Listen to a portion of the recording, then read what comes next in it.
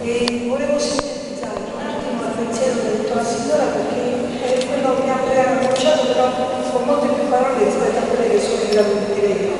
Io sono madre e insegnante e come tale vivendo nella parrocchia mi rendo conto che l'esigenza più grande che abbiamo tutti, in qualsiasi ruolo copriamo, è quello di migliorare le relazioni personali. È un punto che è stato detto all'inizio, mi sono segnata e ritengo che sia la sostanza di tutto il discorso, perché tutte le altre cose esistono già, c'è già di tutto. Quello che ci manca è migliorare le relazioni personali a tutti i livelli.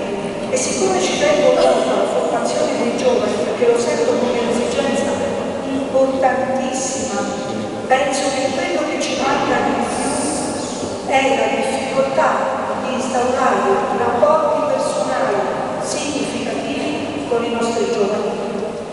E un po'